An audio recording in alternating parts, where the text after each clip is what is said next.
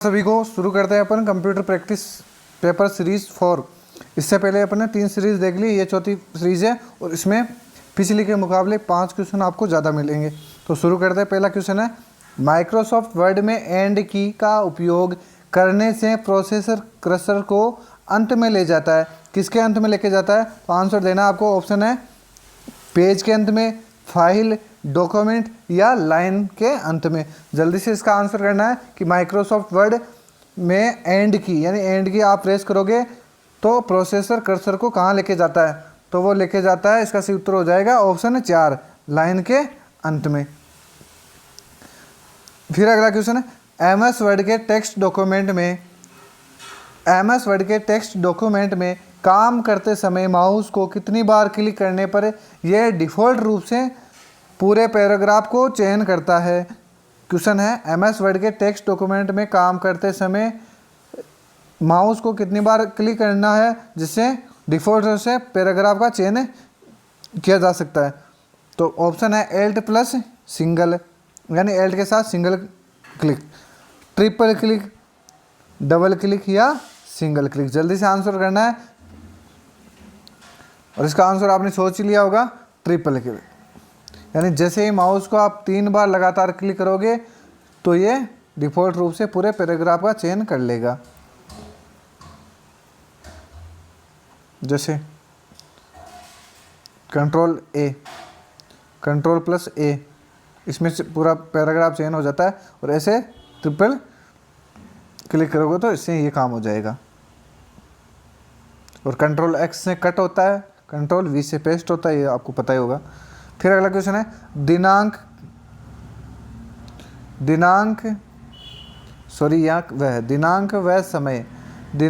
व समय प्रदर्शित होता है, यानी टाइम और डेट कहाँ पे प्रदर्शित होती है? ऑप्शन है टास्क बार पर, स्टेटस बार पर, सिस्टम ट्रे पर या लॉन्च पैड पर। जल्दी से आंसर करना है कि आपकी डेट और टाइम कहाँ प्रदर्शित होता है। यह आपकी मॉनिटर की स्क्रीन है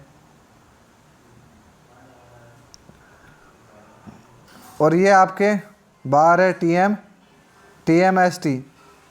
अब बताना है आपको कि जो दिनांक और टाइम है ये कहाँ प्रदर्शित होते हैं। तो इसका सही उत्तर हो जाएगा सिस्टम ट्रे, ऑप्शन है 3। अब ये सिस्टम ट्रे होती कहाँ है? तो देखो TMST मतलब यहाँ तो है टाइटल बार, फिर मेनू बार, फिर स्टेटस बार और फिर यहाँ ये टास्क बार। और टास्क बार में ये दाहिना कोना होता है, यहाँ पर होता है सिस्टम ट्रे, तो ये ध्यान रखना आपको। फिर अगला क्वेश्चन है, एमएस वर्ड के किस व्यू मेनू में हेडर और फुटर दिखते हैं? क्वेश्चन है, एमएस वर्ड के किस व्यू मेनू में हेडर और फुटर दिखते हैं? ऑप्शन है normal view, page layout view, print layout view या ड्राफ्ट व्यू। जल्दी से आंसर करना है कि एमएस वर्ड के किस व्यू मेनू में हेडर और फुटर दिखते हैं। ऑप्शन है आपके पास 4, जल्दी से आंसर करना है और इसका सही उत्तर हो जाएगा प्रिंट लेआउट व्यू में, यानी हेडर और फुटर। बस आपसे तो ये ध्यान रखना, हेडर और फुटर ये प्रिंट लेआउट में दिखते हैं। फिर अगला क्वेश्चन है, रैम के बारे में निम्न में से कौन सा कथन असत्य है? अब रैम के बारे में गलत कथन बताना है। रैम एक अस्थायी स्टोरेज है। फिर दूसरा ऑप्शन है रैम हार्ड डिस्क जैसा ही है। तीसरा है रैम वोलेटाइल है। फिर चौथा ऑप्शन है जब आप कंप्यूटर बंद करते हो तो रैम में संचित सूचना गायब हो जाती है। जल्दी से इसका आंसर करना है। बिल्कुल, तो इसका सही उत्तर हो जाएगा ऑप्शन है 2। रैम एक अस्थायी स्टोरेज है, बिल्कुल सही है। रैम वोलेटाइल स्टोरेज है, वोलेटाइल मेमोरी है, सही है। और जब कंप्यूटर बंद होता है तो रैम में संचित सारे डाटा डिलीट हो जाते हैं या गायब हो जाते हैं। तो ये उसका सही उत्तर जाएगा, यानी ये कथन है असत्य है, ऑप्शन है 2। चलो अगला क्वेश्चन है, एमएस एक्सेल में कमेंट इंसर्ट करने की शॉर्टकट की क्या होती है? एमएस एक्सेल में कमेंट इंसर्ट करने की शॉर्टकट की क्या होती है?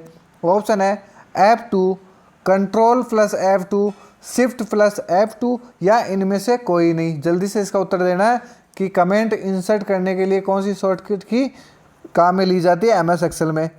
तो इसका सही उत्तर हो जाएगा option 2, control plus F2।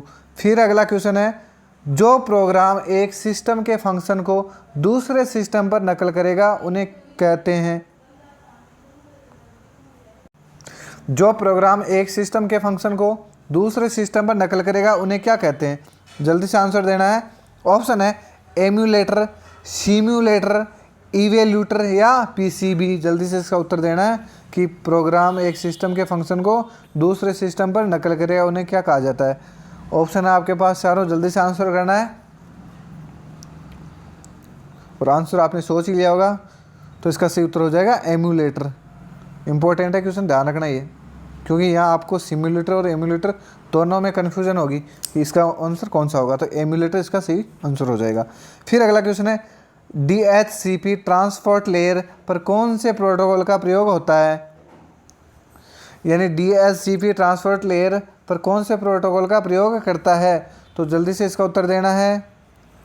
Option है IP, TCP, UDP या ARP। जल्दी से इसका उत्तर देना है कि DHCP ट्रांसपोर्ट लेयर कौन सा प्रोटोकॉल प्रयोग करता है? तो इसका सही उत्तर जाएगा ऑप्शन 3, UDP। अब UDP होता क्या है? तो ये कनेक्शन लेस प्रोटोकॉल है। UDP क्या होता है? तो ये कनेक्शन लेस प्रोटोकॉल है और उसका पूरा नाम है user datagram protocol. User datagram protocol, तो ये ध्यान रखना, user datagram protocol, UDP, user datagram protocol, ये कनेक्शन लेस प्रोटोकॉल है। फिर अगला क्वेश्चन है, प्रथम ग्राफिकल यूजर इंटरफेस के साथ उपलब्ध वेब ब्राउज़र था। प्रथम ग्राफिकल यूजर इंटरफेस के साथ उपलब्ध वेब ब्राउज़र था। ऑप्शन है फायरफॉक्स, ओपेरा, क्रोम या एयरवाइज। जल्दी से इसका आंसर देना है कि पहला ग्राफिकल यूजर इंटरफेस के साथ वेब ब्राउज़र कौन सा था? 4 ऑप्शन है आपके पास, जल्दी से आंसर करना है। और इसका सही उत्तर हो जाएगा ऑप्शन है 4, एयरवाइज। और ये 1992 में बनाया गया था, 1992 में बनाया गया था। फिर अगला क्वेश्चन है, कौन सा एक डेटाबेस मैनेजमेंट सॉफ्टवेयर नहीं है? कौन सा एक डेटाबेस मैनेजमेंट सॉफ्टवेयर नहीं है? जल्दी से इसका आंसर करना है। 4 ऑप्शन है आपके पास, ओरेकल, MS एक्सेल, MySQL और ड्रूपल। इंपॉर्टेंट क्वेश्चन है ये भी, ध्यान रखना इनमें से कौन सा डेटाबेस मैनेजमेंट सॉफ्टवेयर नहीं है? तो इसका सही उत्तर हो जाएगा ऑप्शन है 4, ड्रूपल। ड्रूपल एक कंटेंट मैनेजमेंट सिस्टम है। ड्रूपल क्या है? ड्रूपल कंटेंट मैनेजमेंट सिस्टम है, ये ध्यान रखना, कंटेंट मैनेजमेंट सिस्टम है ड्रूपल। और ये तीनों के तीनों डाटाबेस मैनेजमेंट सॉफ्टवेयर है। फिर अगला क्वेश्चन है, POP एक ईमेल संबंधित प्रोटोकॉल है। POP का पूर्ण रूप क्या है? यानी कि यहाँ पे बताना है आपको POP का पूरा नाम। और POP एक ईमेल संबंधित प्रोटोकॉल है, ये भी ध्यान रखना। ऑप्शन है आपके पास, post office progress, partial order program, partial order protocol या पोस्ट ऑफिस प्रोटोकॉल। 4 ऑप्शन है आपके पास, जल्दी से इसका आंसर करना है कि POP का पूरा नाम क्या है। और आंसर आपने सोच ही लिया होगा, बहुत इजी सा क्वेश्चन है, आपने आंसर सोच लिया तो ज़्यादा टाइम नहीं करेंगे। ऑप्शन है 4, पोस्ट ऑफिस प्रोटोकॉल, POP का ध्यान रखना है। फिर अगला क्वेश्चन है, MS एक्सेल में किसी वर्कशीट के शीर्ष या टॉप पर निम्नलिखित में से क्या दिखाई देता है? MS एक्सेल में वर्कशीट के शीर्ष पर निम्नलिखित में से क्या दिखाई देता है? ऑप्शन है formula bar, status bar, vertical scroll बार या हॉरिजॉन्टल स्क्रॉल बार। जल्दी से इसका उत्तर देना है कि MS एक्सेल में वर्कशीट के सबसे ऊपर यानी टॉप पर क्या दिखाई देता है? आंसर आपका आपने सोच लिया होगा, तो ऑप्शन इसका 1 करेक्ट हो जाएगा, फॉर्मूला बार। फिर अगला क्वेश्चन, निम्न में से कौन सा प्रोटोकॉल ईमेल मैसेज को सर्वर की ओर पुश करता है? निम्न में से कौन सा प्रोटोकॉल ईमेल मैसेज को सर्वर की ओर पुश करता है, यानी सर्वर की ओर भेजता है? ऑप्शन है HTTP, POP और HTTP दोनों या SMTP। जल्दी से इसका आंसर करना है कि कौन सा प्रोटोकॉल ईमेल मैसेज को सर्वर पर डालता है। तो इसका सही उत्तर हो जाएगा ऑप्शन है 4, इसका पूरा नाम भी पूछा जाता है एग्जाम में SMTP का, तो सिंपल मेल ट्रांसफ़र प्रोटोकॉल। तो सीधा सीधा सर्वर पर पुश कर रहा है, मतलब ट्रांसफ़र कर रहा है, तो सिंपल मेल ट्रांसफ़र प्रोटोकॉल, ये ध्यान रखना SMTP। आपसे ये भी पूछा जा सकता है कि इनमें से कौन सा ईमेल से संबंधित प्रोटोकॉल है, तो वह SMTP POP है। फिर अगला क्वेश्चन है, किस प्रकार का सॉफ्टवेयर मुफ्त वितरित होता है लेकिन आगे प्रयोग करने के लिए प्रयोक्ता को कुछ रकम अदा करनी पड़ती है। यानी कि वह सॉफ्टवेयर जो थोड़े दिन के लिए तो फ्री देता है और थोड़े दिन आपको लत लग जाएगी, उसके बाद में आपसे उनके पैसे लिए जाएंगे। सीधी सीधी बात है ये, तो ये ध्यान रखना। ऑप्शन है फ्रीवेयर, शेयरवेयर, रेंटलवेयर या पब्लिक डोमेन सॉफ्टवेयर। जल्दी से इसका आंसर देना है कि कौन सा सॉफ्टवेयर ऐसा है जो मुफ्त वितरित तो होता है लेकिन आगे प्रयोग करने के लिए प्रयोक्ता को कुछ रकम अदा करनी है।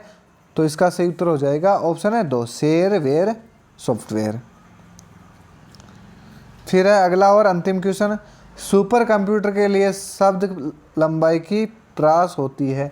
सुपर कंप्यूटर के लिए शब्द लंबाई की प्रास होती है 16 बिट, 32 बिट तक, 64 बिट तक या 128 बिट तक।